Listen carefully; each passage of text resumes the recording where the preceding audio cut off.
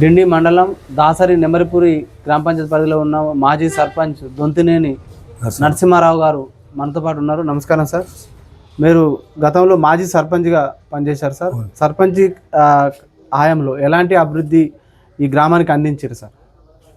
మేము first internal roads దాదాపు ₹1 కోటి పనిచేసాం. ఇంటర్నల్ ఊళ్ళో మొత్తం గ్రామ పంచాయతీలో మొత్తం పరిధిలో ₹1 కోటి పనిచేసాం.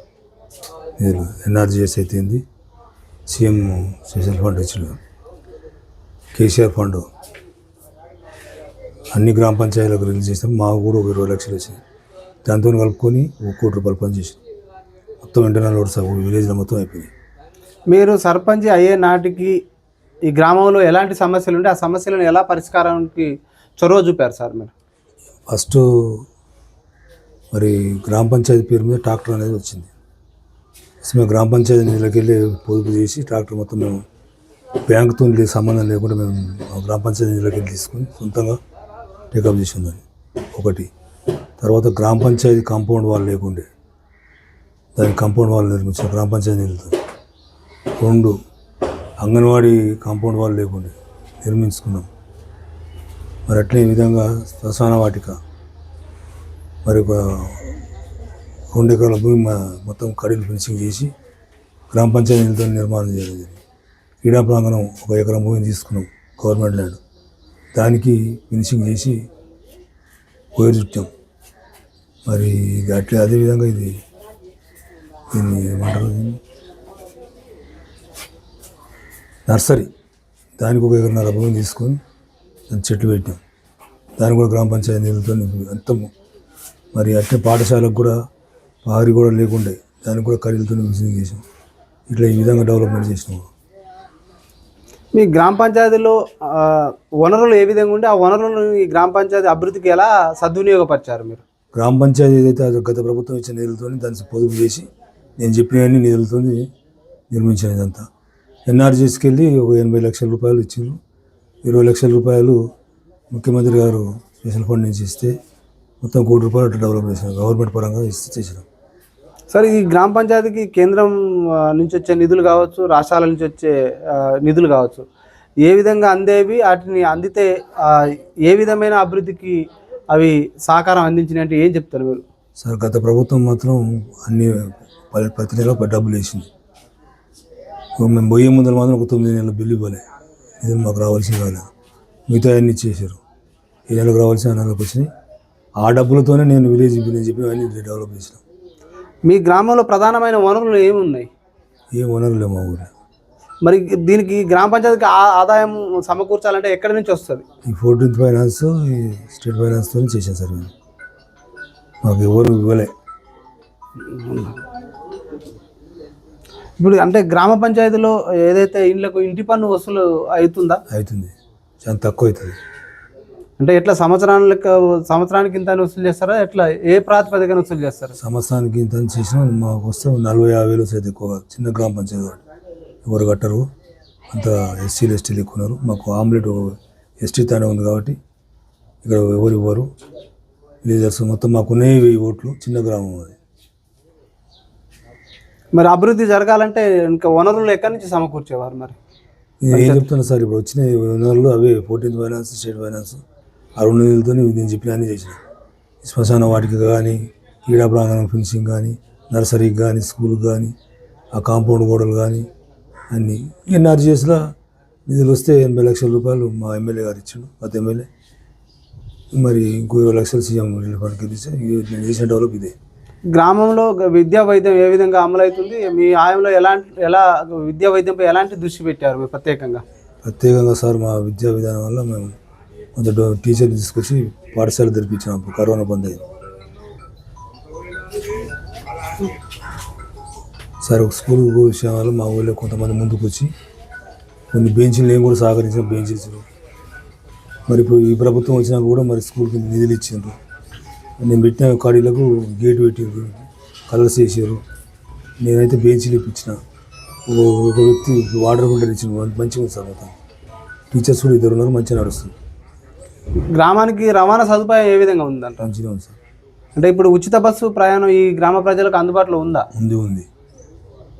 మాకు వచ్చే 3 బస్సులు వస్తాయి సార్. ఉదయం 2, సాయంత్రం 1. ఈ గ్రామంలో అంటే నీటి నిల్వల కోసం ఏమైనా చెక్ డ్యామ్ల నిర్మాణం ఏమైనా మీ హయాంలో మీరు చేశారా? చేస్తే ఎలా అభివృద్ధి జరిగిందంట? ప్రయత్నం చేసినా సార్, పంపినాము. అది ఇప్పుడు శాంక్షన్ వచ్చింది, టెండర్ అయిపోయింది సార్. 7 కోట్ల చిల్లర.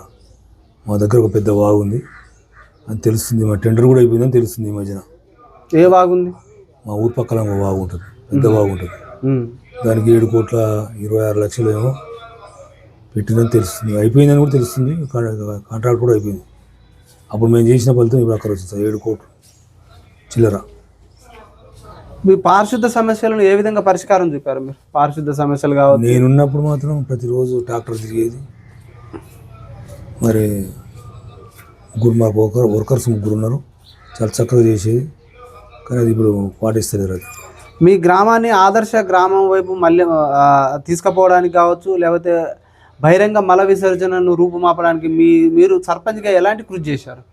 మా ఊళ్ళో మాత్రం మొత్తం మరుగుదొడ్ల నిర్మాణం మొత్తం 100% అయిపోయింది సార్. నాకు కలెక్టర్ ద్వారా అవార్డు కూడా వచ్చింది సార్. నాకు ఉత్తమ గ్రామ పంచాయతీ అవార్డు వచ్చింది నాకు మండలికి. అంటే ఏ ప్రతిపాదకన ఇచ్చారు? అంటే ఏం సదుపాయాలు, మౌలిక సదుపాయాలలో ఏం కల్పన కల్పించారు మరి గ్రామంలో ప్రజలకు? మరి ఇప్పుడు మేము ఇంటర్నల్ రోడ్స్ అయితే మొత్తం తను ఎక్కడ కొట్టలేదు. ఏ గల్లీ అయిపోయింది సార్. మరి అట్లే నర్సరీ కానీ, మరి అది క్రీడా ప్రాంగణం కానీ, మరి శ్మశాన వాటిక కాడీలు కానీ, అవన్నీ గవర్నమెంట్ ప్లేస్ ఉంటే అక్కడ కొంత పెంటగడ్డ నుండి తీపిచ్చి మొత్తం హ్యాండ్ ఓవర్ చేసిన గవర్నమెంట్. సార్ మీరేమన్నా నిర్మల్ గ్రామ పురస్కార్ అవార్డుకి ఏమన్నా అంటే ఈ గ్రామ పంచాయతీ ఎంపిక అయ్యే అవకాశం ఉందా? మీ న్యాయంలో ఏమైనా జరిగిందంటారా? ఒక్కసారి పోయినాం సార్, కలెక్టర్ అవార్డు వచ్చింది. కలెక్టర్ అవార్డు వచ్చింది అంటే తెలంగాణ, ఇక్కడ రాష్ట్ర నుంచి వచ్చింది, కేంద్రం నుంచి అయితే గత ప్రభుత్వాలు వచ్చింది సార్. మా లాలయ్య అని ఒక సర్పంచ్ ఉండే, ఆయనకు వచ్చింది. అప్పుడు మేము అబ్దుల్ కలాం కానించి అవార్డు కూడా తీసుకుంది ఊరు. సార్ ఈ గ్రామంలో ఉన్న యువకులకు వాళ్ళు విద్యా బలోపేతం కావడానికి కావచ్చు, ఏదైనా ఉద్యోగాలు అవి అంటే కాంపిటీషన్ ప్రిపరేషన్ల కోసం ఏమన్నా ఇక్కడ లైబ్రరీ లాంటి సదుపాయం ఏమైనా కల్పించారా మీ ఆయంలో? ఏం చేయలేదు సార్. కాకపోతే ఒక నిర్మాణం చేసింది సార్. అది బందెలగడ్డ అని ఒకటి ఉంది, దానికి ఒక 5 లక్షలు పెట్టి డొనేట్ చేసి కొంత గ్రామస్తులు కూడా సహకరించారు. 6 లక్షలు పెట్టి నిర్మించాం దాన్ని. వినాయక మండపం అండ్ గ్రంథాలయం అని పెట్టాం. కానీ గ్రంథాలయానికి ఇంకా పుస్తకాలు రాలేదు. ఎవరైనా డోనర్స్ ఉంటే చూస్తాం స్టార్ట్ అయింది. గత ప్రభుత్వంలో ఎలాంటి అభివృద్ధి జరిగింది? చాలా చక్కగా జరిగింది సార్. మా ఊరైతే జరిగింది. ఇప్పుడు ప్రస్తుతం అధికారంలో ఉన్న పార్టీ ఇప్పుడు ఎట్లాంటి అభివృద్ధి సంక్షేమం జరుగుతుందంటారు? ఇప్పుడు ఎక్కడ సర్పంచ్ రాలేదు సార్. ఇంకా నిధులు లేవు. మరి కొంత ట్రాక్టర్ తిరుగుతలేదు. మాకు ప్రజలు మా దృష్టి తీసుకొచ్చి ఇక్కడ సర్పంచుల కాలం చూసి దాదాపు 20 నెలల పైచీలకి అవుతుంది. స్పెషల్ ఆఫీసర్లు మా దగ్గర నిధులు లేవు అంటున్నారు. వాటికి వాహనాలకు మెయింటెనెన్స్కి లేదంటున్నారు.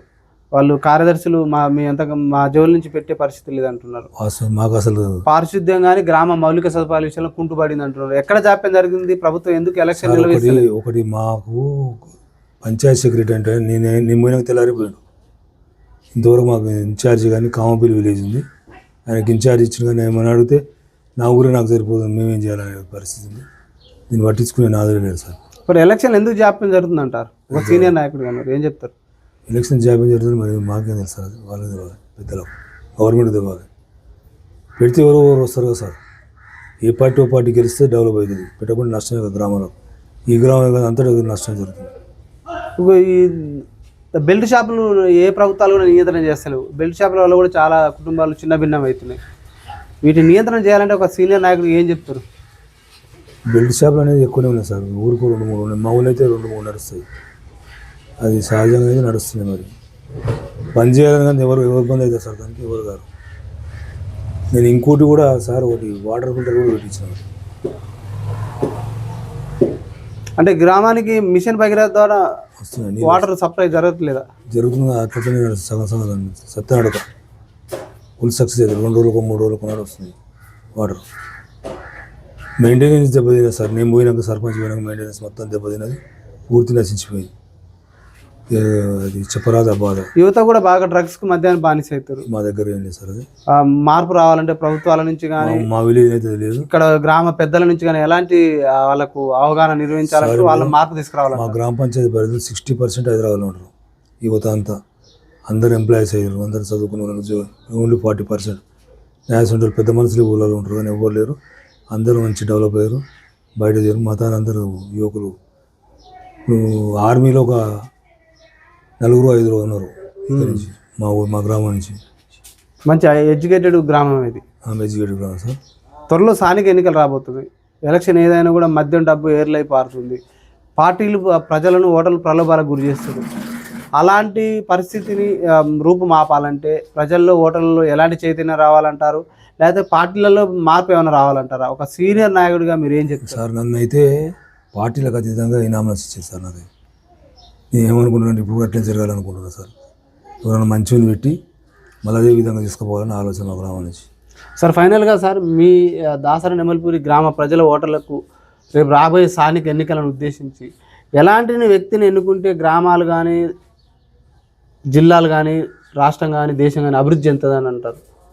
సార్ ఒక రిటైర్డ్ సరే ఇప్పుడు యువత ఎక్కువ ఊరులాడుతున్నాను ఉంటామని సరే అంటుంటారు, కానీ తర్వాత కూర్చొని అయితే మాట్లాడతాం. మా విలేజ్లో చాలా మటుకు మాత్రం మళ్ళీ ఇనామస్ కావాలని ఆలోచన చేస్తారు.